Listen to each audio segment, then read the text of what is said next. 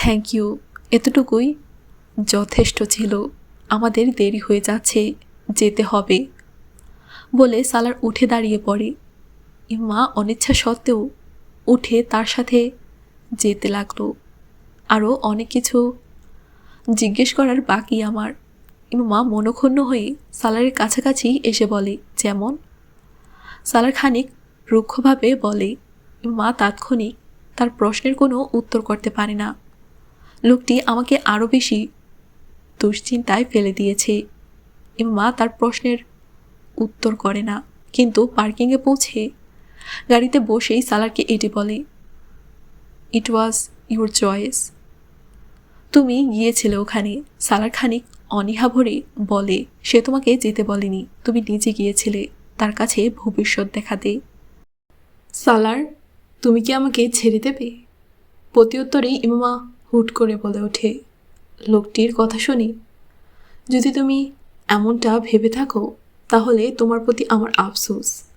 সালার এত রেগে গেল, ইমামা খানিক বিব্রত হয়ে পড়ে। এমনি জিজ্ঞেস করেছিলাম তোমাকে, আমাকে নিয়ে তোমার আগে থেকেই কি কম সন্দেহ ছিল, যার জন্য এখন আবার পামিস্টের কাছে যেতে হয়েছে? সালারের মনক্ষুণ্ণতা হ্রাস পেল না। দ্বিতীয় বিয়ের কথা তো সেটি তোমার ব্যাপারে ভবিষ্যৎবাণী করেছে, একটি সফল ও সুখময় দাম্পত্য জীবনের। আর তুমি এখন আমাকে জিজ্ঞেস করছো যে আমি তোমাকে ছেড়ে দেব কি না। এও তো হতে পারি তুমি আমাকে ছেড়ে দেবে। সালার এবার কটাক্ষ ভরে বলে।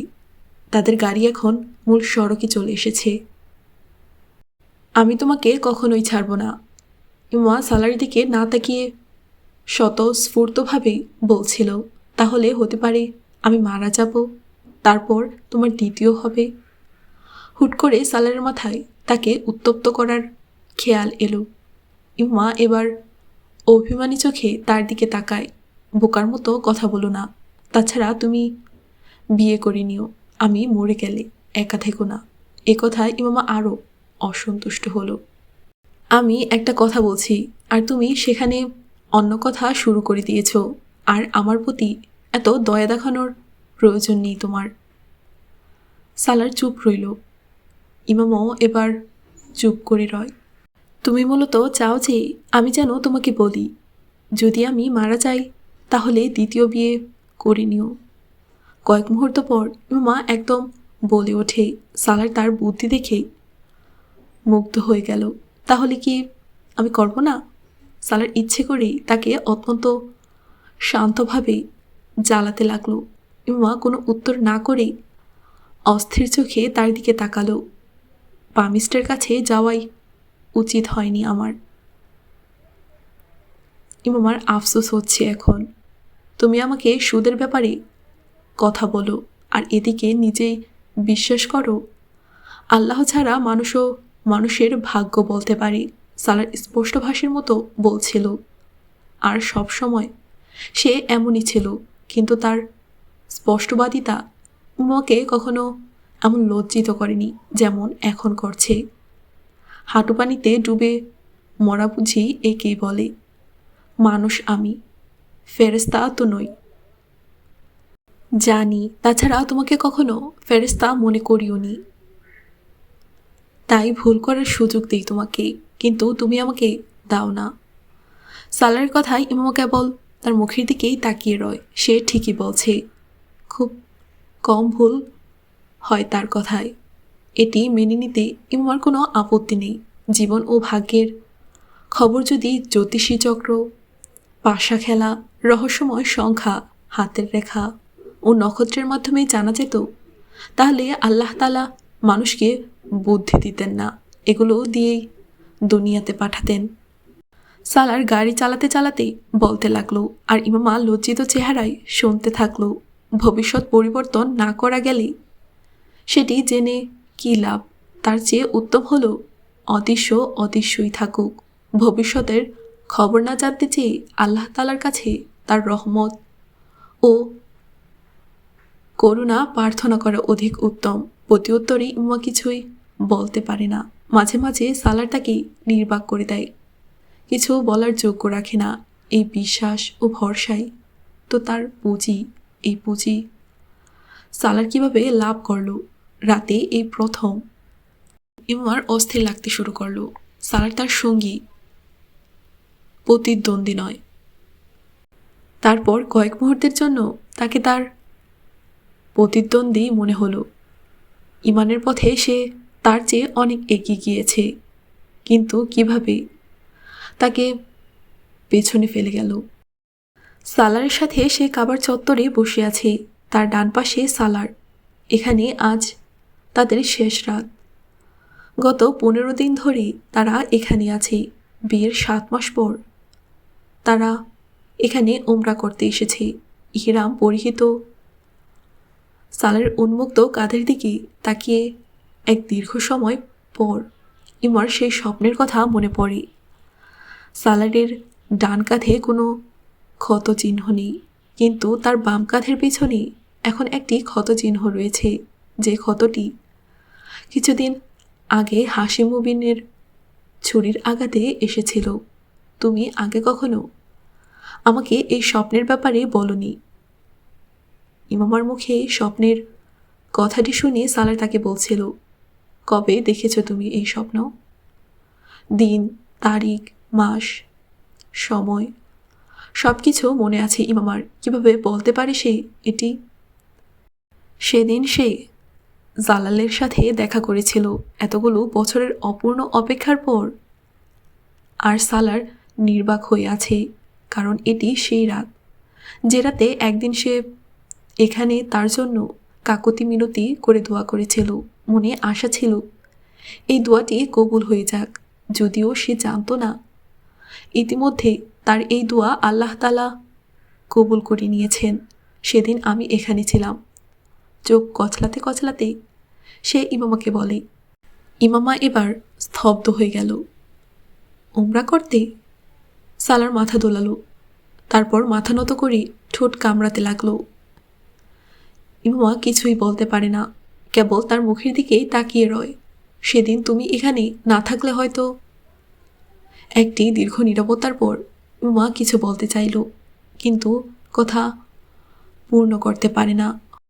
হয়তো সালার মুখ তুলে তার দিকে তাকালো, যেন চাচ্ছে ইমামা কথাটি পূর্ণ করুক। কিন্তু ইমামা কিভাবে সেটি বলবে? সে কিভাবে বলবে যে সেদিন তুমি দোয়া না করলে জালাল হয়তো আমার সাথে এমন শীতল, নিশ্চল ও অনীহাবরে কথা বলতো না, তাকে উপেক্ষা করে এমন আচরণ করতো না। কিন্তু সালারের দোয়ার মাধ্যমে তার ও জালালের মাঝে আল্লাহ তাআলা সালারকে নিয়ে এসেছিল। আর তাই সালারকে নিশ্চয়ই আল্লাহ তাআলাই বেছে নিয়েছেন।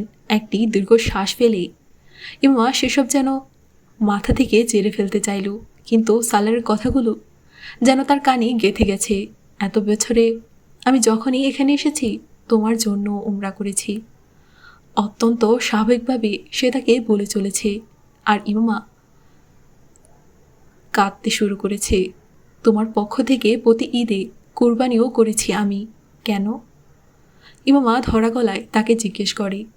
তুমি আমার বিবাহ বন্ধনে আবদ্ধ ছিলে, দূরে ছিলে, কিন্তু আমার জীবনের অংশ হয়েছিলে।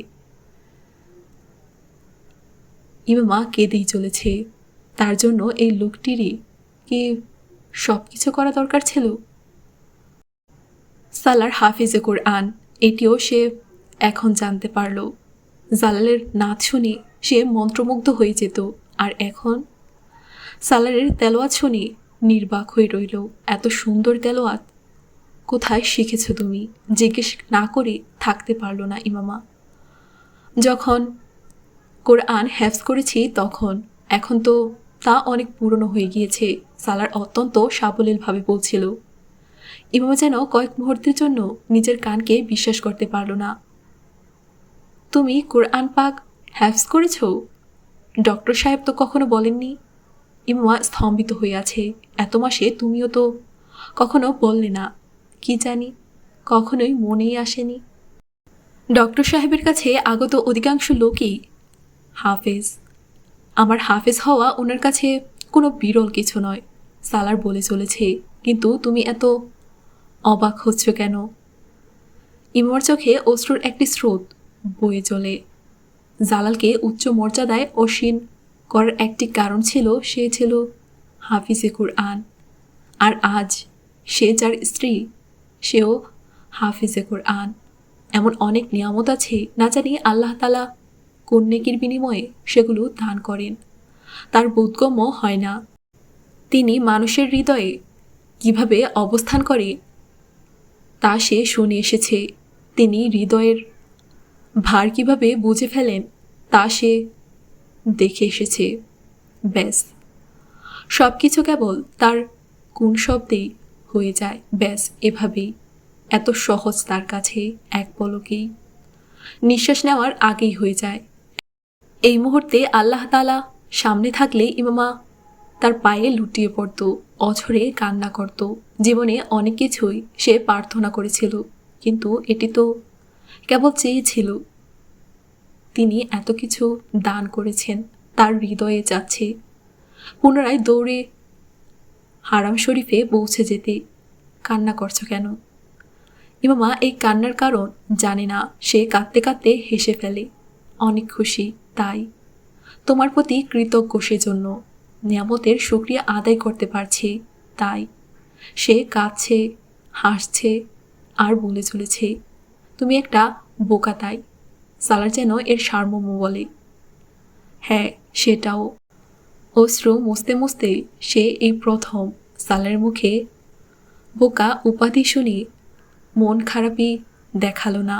এক মুহূর্তে চোখ বন্ধ করে পুনরায় চোখ খুলে হারাম শরীফের চত্বরে খানায় কাবার একদম সামনে উপবিষ্ট সালার দিকে তাকায়। সালার অত্যন্ত মধুর সুরে কুরআনে পাক তেলাওয়াত করছে। ফাবিআইয়ি আলাই রাব্বিকুমা তুকাযযিবান। তোমরা তোমার প্রতিপালকের কোন কোন নিয়ামত অস্বীকার করবে? যা করছো তুমি, এর জন্য একদিন আফসোস করবে। ইমামা 9 বছর পূর্বে তার গালে থাপ্পড় মেরে হাসি মুবিন কথাটি বলেছিলেন, তোমার মতো মেয়ে আল্লাহ তাআলা অপমান ও অপদস্থ করে থাকেন, কাউকে মুখ দেখানোর যোগ্য রাখেন না। কথাগুলো ভাবতেই ইমার চোখ ভিজে ওঠে। একদিন তুমি আবারও আমাদের কাছে ফিরে আসবে, অনুনয় বিনয় করবে, হাউমাউ করে কান্না করবে। তখন আমরা তোমাকে দূর দূর করে তাড়িয়ে দেব। তখন তুমি চিৎকার করে করে নিজের অপরাধের জন্য ক্ষমা চাইবে, বলবে আমি ভুল করেছি। ইমামা অশ্রুসিক্ত চোখে হাসে, হাসতে হাসতে বিড়বিড় করে বলে, আমার ইচ্ছা হলো বাবা, জীবনে একবার হলেও আমি আপনার সামনে যাব, আর তখন আপনাকে বলবো, দেখুন আমার চেহারায় কোনো অপদস্থতা, কোনো অসম্মানের ছোঁয়া নেই। আমার আল্লাহ আমার হেফাজত করেছেন। পৃথিবীর সামনে আমাকে হাসির পাত্র বানাননি, না দুনিয়াতে বানিয়েছেন, আর না আখিরাতে কোনো অপদস্থতার মুখোমুখি করবেন। আজ আমি যদি এখানে উপস্থিত হয়ে থাকি, তাহলে সেটা এজন্য যে আমি সরল পথে আছি, সিরাতে মুস্তাকিমের পথে আছি। আর আমি এখানে বসে পুনরায় স্বীকারোক্তি দিচ্ছি যে মুহাম্মদ সাল্লাল্লাহু আলাইহি ওয়াসাল্লাম আল্লাহর সর্বশেষ নবী ও রাসূল। তারপর কোনো পয়গাম্বর আসেননি, আর কখনো আসবেও না। আমি স্বীকার করছি যে তিনি পীরে কামিল। আমি স্বীকার করছি তার মতো কামিলিয়াত সম্পূর্ণ দ্বিতীয় কোনো মানুষ নেই। তার বংশের কেউই তার সমকক্ষ নয়, এমন কেউ আর কখনো আসবেও না। আর আমি আল্লাহ তাআলার কাছে দোয়া করছি, তিনি যেন আমার আগত জীবনে কখনো কাউকে তার সাথে শরিক না করান, আর না কাউকে তার সর্বশেষ পয়গম্বর হযরত মুহাম্মদ সাল্লাল্লাহু আলাইহি ওয়াসাল্লামের সমকক্ষ ভাবার দুঃসাহস দেন। আমি দোয়া করছি যে সারা জীবন তিনি যেন আমাকে সরল পথে রাখেন। নিঃসন্দেহে আমি তার কোনো নিয়ামত অস্বীকার করতে পারবো না। সালার এতক্ষণে সূরা রহমান তেলাওয়াত শেষ করে ক্ষণিকের জন্য থামল, তারপর সেজদায় চলে যায়। সেজদা থেকে মাথা তুলে দাঁড়াতে দাঁড়াতে সে থমকালো। ইমা 2 হাত ছড়িয়ে আকাশের দিকে মুখ করে দোয়া করছে।